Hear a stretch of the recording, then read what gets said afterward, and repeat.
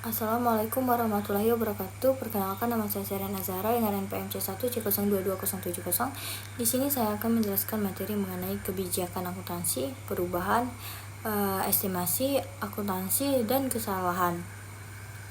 Nah, yang pertama itu kebijakan akuntansi dalam penyusunan laporan keuangan. Laporan keuangan disusun berdasarkan standar akuntansi keuangan. Standar akuntansi merupakan kumpulan dari kebijakan akuntansi untuk menyusun dan menyajikan laporan keuangan.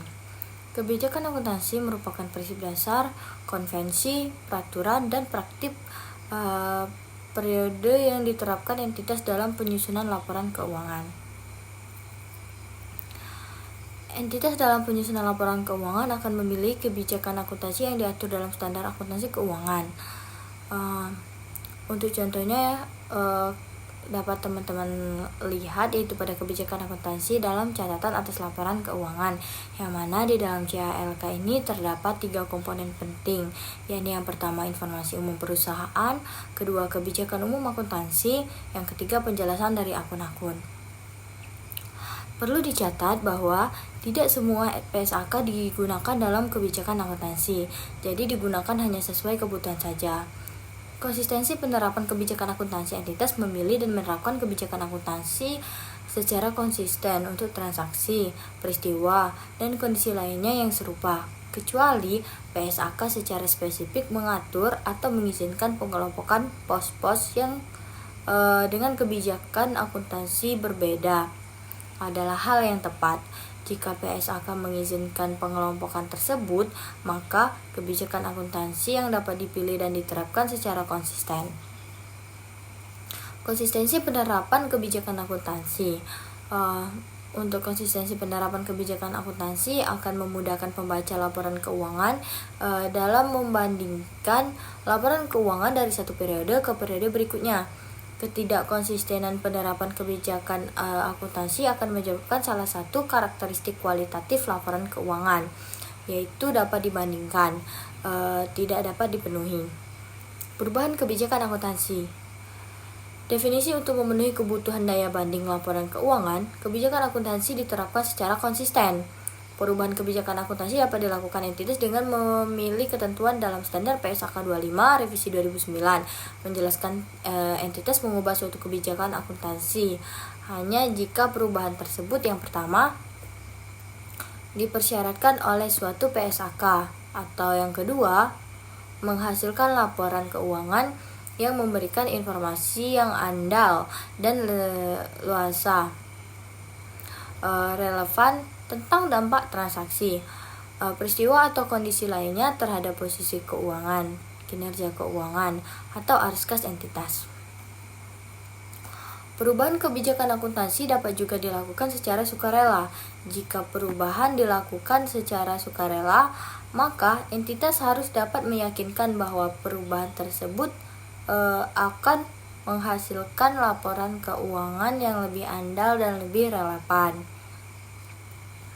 Jadi berikut ini contoh kejadian yang merupakan perubahan kebijakan akuntansi. Yang pertama, perubahan metode persediaan dari rata-rata menjadi masuk pertama keluar pertama atau FIFO. Yang kedua, perubahan pengakuan pendapatan konstruksi dari metode biaya terpulihkan atau cost recovery menjadi metode persentase penyelesaian atau percentage of completion. Nah, perubahan metode penilaian aset tetap dan aset tak terwujud dari metode biaya atau cost ke metode revaluasian. Perlukan akuntansi menurut PSAK 25 revisi 2009. Entitas mencatat perubahan kebijakan akuntansi akibat dari penerapan awal suatu PSAK sesuai dengan ketentuan transaksi dalam PSAK tersebut. Jika tidak ada ketentuan transisi, entitas menerapkan perubahan tersebut secara retrospektif. Ketentuan penerapan secara retrospektif juga dilakukan ketika entitas mengubah kebijakan akuntansi secara sukarela. Penerapan retrospektif ini adalah penerapan kebijakan akuntansi baru untuk transaksi, peristiwa, dan kondisi lain yang seolah-olah kebijakan tersebut telah diterapkan. Penyajian kembali retrospektif adalah penyesuaian pengakuan pengukuran, penyajian, pengungkapan jumlah unsur-unsur laporan keuangan seolah-olah kebijakan akuntansi tersebut telah diterapkan. Ketika perubahan kebijakan akuntansi diterapkan secara retrospektif, maka entitas harus menyesuaikan yang pertama saldo awal setiap komponen ekuitas yang terpengaruh untuk periode sajian paling awal, dan yang kedua jumlah komparatif lainnya diungkapkan untuk setiap periode sajian seolah-olah kebijakan akuntansi baru tersebut sudah diterapkan sebelumnya. Secara umum, penerapan berbahan kebijakan akuntansi dilakukan dengan prosedur yang sama, walaupun kebijakannya berbeda-beda. Dampak setiap kebijakan dalam setiap item dalam laporan keuangan harus diidentifikasi sehingga dapat menelusuri dampak perubahan tersebut pada item apa saja dalam laporan keuangan. Prosedur akuntansi umum yang dilakukan dapat dijelaskan dengan langkah yang pertama, yaitu tentukan posisi yang berubah akibat kebijakan akuntansi baru. Yang kedua, hitung dampak perubahan atas pos tersebut. Saldo laba dan dampak pajak jika ada, baik pajak kini maupun tangguhan. Buat jurnal penyesuaian atas dampak perubahan kebijakan akuntansi baru tersebut terhadap pos yang berubah dan saldo laba. Selanjutnya, sajikan laporan keuangan komparatif dengan menggunakan metode baru. Untuk laporan posisi keuangan, sajikan laporan keuangan awal periode komparatif sehingga 3 laporan posisi keuangan.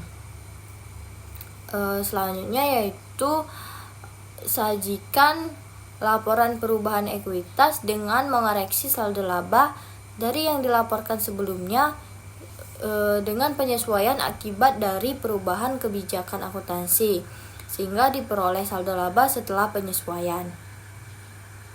Penyajian dan pengungkapan. PSAK 25 revisi 2009 menjelaskan saat terjadi perubahan kebijakan akuntansi, laporan keuangan periode komparatif harus disajikan kembali dengan menggunakan kebijakan akuntansi yang baru. Khususnya untuk laporan posisi keuangan. Entitas harus menyajikan laporan posisi keuangan awal periode komparatif, sehingga terdapat 3 laporan posisi keuangan. Dalam catatan atas laporan keuangan, entitas mengungkapkan hal berikut. Yang pertama, sifat dari perubahan kebijakan akuntansi. Yang kedua, alasan mengapa kebijakan akuntansi itu baru memberikan informasi yang andal dan lebih relevan. Selanjutnya yaitu jumlah penyesuaian untuk periode berjalan dan setiap periode, lalu disajikan sepanjang praktis untuk pos yang terpengaruh dan penyesuaian laba per lembar saham. Selanjutnya yaitu jumlah penyesuaian terkait dengan periode sebelumnya disajikan sepanjang praktis. Yang kelima yaitu keadaan yang membuat penerapan retrospektif tidak praktis untuk suatu periode tertentu. Perubahan estimasi unsur dalam laporan keuangan tidak semuanya diukur secara langsung, namun pengukuran dengan diestimasi penggunaan estimasi yang rasional adalah bagian dasar dalam penyiapan laporan keuangan untuk melakukan estimasi entitas menggunakan informasi yang tersedia dan andal. Beberapa contoh estimasi yang digunakan dalam penyusunan laporan keuangan. Masa manfaat, metode depresiasi dan nilai sisa pada aset yang diapresiasi atau diamortisasi, piutang tak tertagih, liabilitas garansi atau provisi, persediaan yang rusak, masa manfaat beban yang ditangguhkan, nilai wajar aset keuangan dan liabilitas keuangan perlakuan akuntansi. Dampak perubahan estimasi akuntansi ini diakui secara prospektif dalam laporan laba rugi pada 1 periode perubahan jika dampak perubahan hanya pada periode itu, dan 2 periode perubahan dan periode mendatang. Jika perubahan berdampak pada keduanya, Perubahan estimasi yang mengakibatkan perubahan aset, liabilitas, atau terkait pos dalam ekuitas diakui dengan menyesuaikan jumlah item tersebut pada periode perubahan. Nah, penerapan prospektif artinya perubahan tersebut dilakukan pada tahun perubahan dan tahun setelah perubahan terjadi. Perubahan estimasi ini dapat terjadi hanya pada periode perubahan, pada periode perubahan dan selanjutnya. Misalnya perubahan penyisian piutang hanya berdampak pada periode terjadinya, sementara perubahan masa manfaat, nilai sisa atau metode depresiasi akan mempengaruhi periode saat terjadinya perubahan dan periode berikutnya. Pada periode berjalan, terjadi perubahan penghasilan atau beban akibat perubahan tersebut. Dampak pada periode berikutnya akan diakui pada laporan keuangan periode berikutnya. Selanjutnya yaitu ada kesalahan. Definisi dalam menyusun laporan keuangan, entitas mungkin saja melakukan kesalahan. Laporan keuangan menjadi tidak sesuai dengan SAK jika mengandung kesalahan material ataupun tidak material yang disengaja. Jika ditemukan kesalahan, maka kesalahan tersebut harus dikoreksi. Jika laporan keuangan periode tersebut belum diselesaikan, maka koreksi dengan mudah dapat dilakukan pada pos yang ditemukan kesalahannya. Namun, jika kesalahan tersebut ditemukan pada periode berikutnya, maka pos tersebut harus tetap dikoreksi dan dampaknya diterapkan secara retrospektif. Menurut PSAK 25 revisi 2009, kesalahan periode lalu adalah kelalaian mencantumkan dan kesalahan mencatat dalam laporan keuangan. Entitas untuk satu atau lebih periode lalu yang timbul dari kegagalan atau kesalahan untuk menggunakan informasi yang andal. Yang satu tersedia ketika penyelesaian laporan keuangan untuk periode tersebut, dan dua secara rasional diharapkan dapat diperoleh dan dipergunakan dalam penyusunan dan penyajian laporan keuangan. Untuk kesalahan tersebut dapat berupa dampak kesalahan di perhitungan matematis, kesalahan penerapan kebijakan akuntansi, kekeliruan, atau kesalahan interpretasi fakta dan kecurangan. Nah, yang selanjutnya yaitu analisis laporan keuangan. Nah, kebijakan akuntansi ini merupakan hal yang penting diketahui oleh pemakai laporan keuangan sebelum melakukan membaca dan menganalisis laporan keuangan. Perbedaan pilihan kebijakan akuntansi dan penggunaan estimasi dapat mempengaruhi nilai-nilai yang disajikan dalam laporan keuangan. Pembaca harus memahami dan mempelajari kebijakan akuntansi yang dipilih, sehingga dapat memaknai angka dalam laporan keuangan dengan lebih baik. Apalagi jika ingin melakukan analisis perbandingan antara beberapa perusahaan. Kebijakan akuntansi dan estimasi masing-masing perusahaan ini harus sudah diketahui.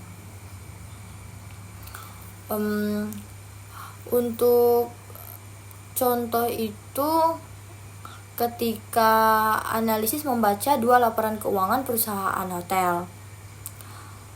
Perusahaan satu menggunakan model biaya, sedangkan perusahaan yang lain menggunakan model revaluasi akan memberikan nilai aset tetap yang jauh berbeda ketika analisis membaca laporan keuangan perusahaan rental apartemen.